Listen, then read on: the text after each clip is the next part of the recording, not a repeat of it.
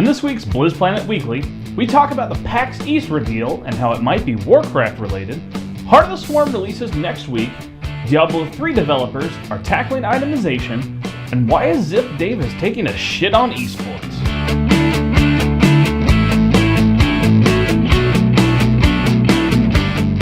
Hey everybody, welcome to the newest episode of Blizzplanet Weekly. Of course, I'm always your host, the oh-so-well-bearded Chris Arnone. Alright, let's talk about World of Warcraft. Here's the beef. So patch 5.2 is out now. So you can go and enjoy the new Thunder Isle, the Throne of Thunder raid, and kill just a shit ton of elite dinosaurs. Now so far the patch has gotten some pretty good reviews. Now there have been some clarifications though, alright?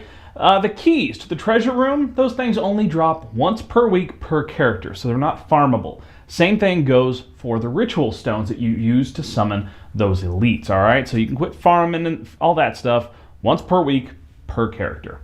Let's talk about some developer interviews. Now, the week before 5.2 actually came out, several fan sites and podcasts had a bunch of developer interviews, and that, of course, includes Blizzplanet. Now, you can check out our interview right in the show notes, as well as some links to a whole bunch of the other fan site interviews. Now, some curious news that we learned over the course of all of these. Blizzard has moved toward having half their team work on odd-numbered patches, while the other half of the team works on even-numbered patches. Now, the hope with this is they can push out their content faster. Now, all the even-number patches will be raid tier, while all the odd-number patches will be non-raid tier. We also got some more information about Ghostcrawler's unannounced major feature for Mists of Pandaria that he hinted at about a month ago. Now, we learned if it gets finished in time, it will be out in patch 5.4, and it will probably relate to player requests about old content, getting to do that old content over again. And now this kind of falls right in line with what Eldorian was predicting when we were talking about it about a month ago. He was predicting that there would be scalable older dungeons and adding challenge mode to those older dungeons. So that's right in line with what they're saying. So let's talk PAX East, all right? Last week, we talked about Blizzard announced. They put out some emails. They're doing a little conference announcing something big, something new at PAX East.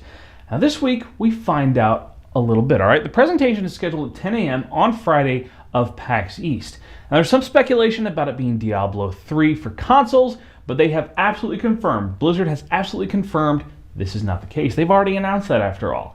Now, we've speculated that it might be Blizzard All-Stars, maybe Blizzard All-Stars on console, but Blizzard already announced Blizzard All-Stars. I mean, they've been working on it for a long time. So why would they be all cryptic about it if it was Blizzard All-Stars? So maybe it's not that. Now, Eldorian wrote up a piece recently detailing why he thinks it will be Warcraft related.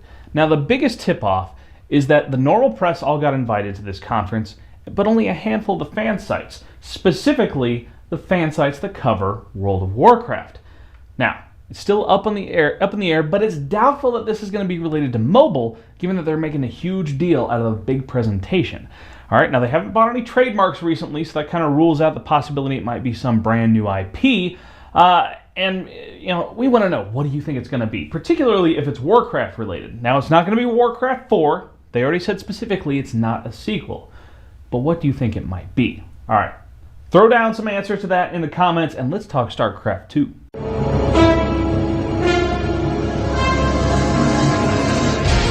You want a piece of me, boy? So Heart of the Swarm releases next Tuesday. Now be sure to check Blizzard's launch site for launch event details. And if you pre-ordered off Amazon, make sure you double check that you've got release day shipping selected so you can get it as fast as possible.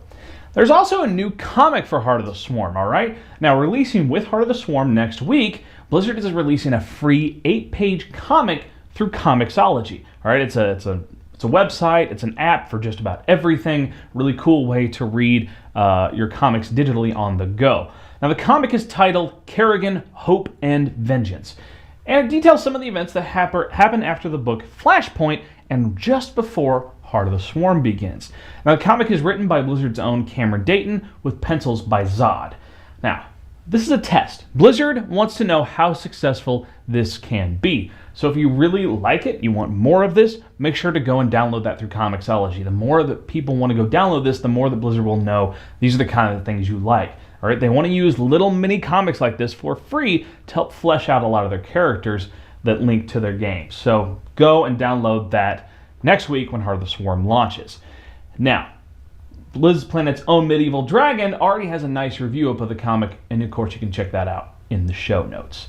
Now, we do have some sad news relating to esports. I know it's kind of been the off-season for esports, really haven't been talking about it, but we actually have something, but it's bad news. Now, a few weeks ago, Ziff Davis purchased IGN.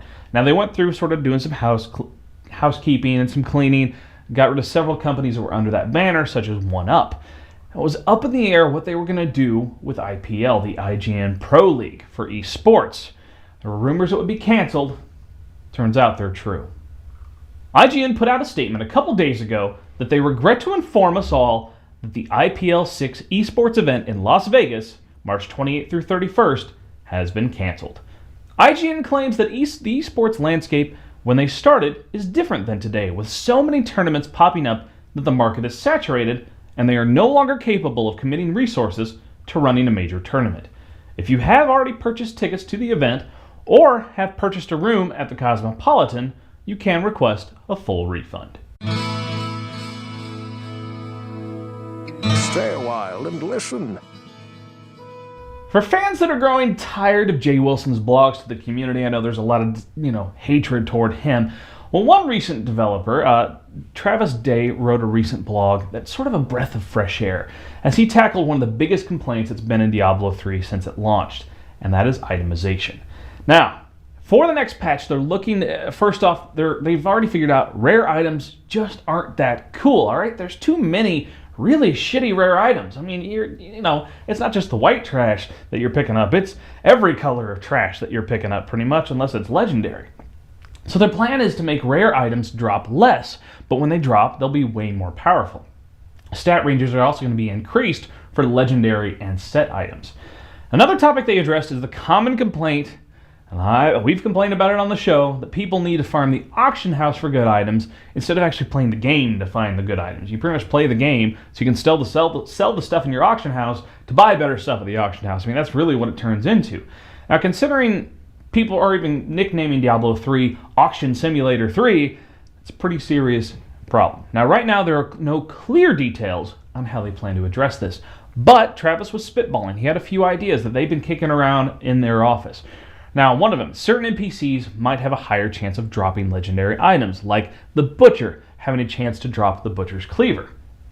So they're talking about introducing a system that will help alleviate bad randomness and allowing some of the legendary items to be of particularly good use for the class you're playing. So tailor those drops a little more to your character class. I think that's a good deal. They're also talking about the possibility of the first boss kill in each difficulty guaranteeing a legendary drop. Now, these are just ideas. They're all just in the design phase. They're just kicking them around, just trying to figure out what will work. He's even gone on to say that there are several other options that they're talking about that he's not even willing to discuss with the public yet. But this will be a major, major point they want to tackle in the next patch. And of course, Blizzard is asking for feedback. Travis went as far as to say that most of these changes that they're discussing right now came from the community. They came from the official forums, ideas that other people have thrown at them. So they're definitely listening. They want that community feedback. So if you have some good ideas for how they can fix, the itemization, the auction house problem, or anything else, don't, bitch and moan and throw out venomous hatred all over the internet. Go to the official forums and give them some good, critical feedback that helps make the game better. Blizzard listens. They pay attention, all right? So enough with that. Enough being nice. Time for the Blizzplanet bitch session.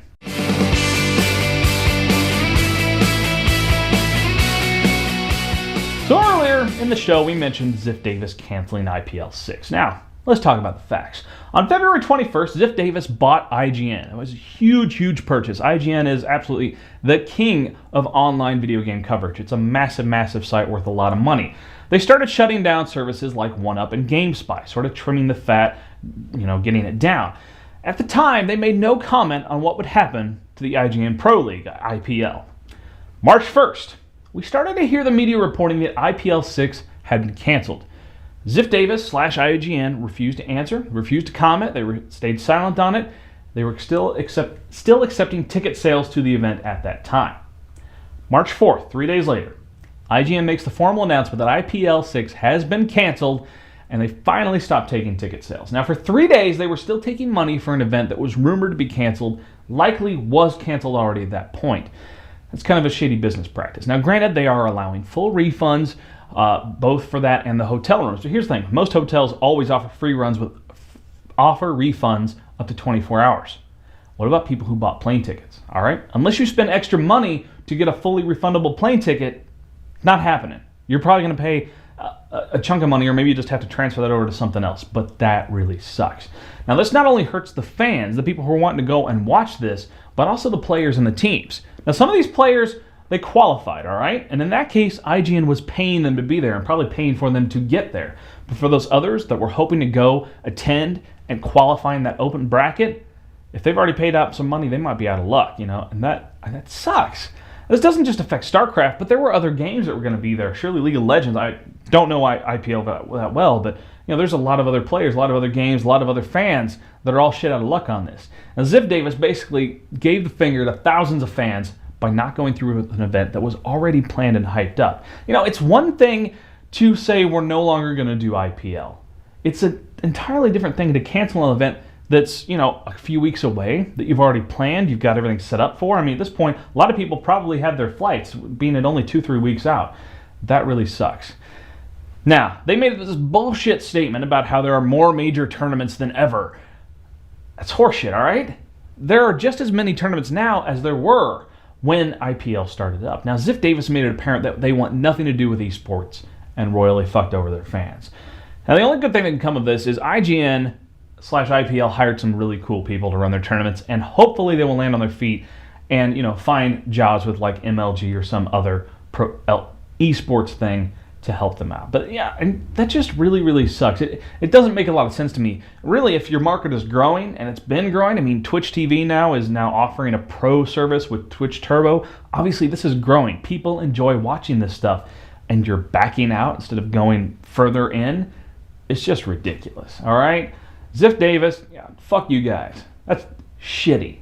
Shitty on those people. Or you should have canceled it back a month ago when you first bought IGN. All right? So fuck you guys. That does it for the Blizzplanet bitch session. Of course, why don't you go follow me on Twitter or Tumblr. Check me out on Facebook. I'm writing a book, all right? Should be out in early April. I'm always pimping that thing out. I'm on Goodreads as an author now, in fact. Right? Feels all official. And of course, go to blizzplanet.com. All the cool news, reviews, everything you need to know about Blizzard Entertainment games. We'll see you guys next time.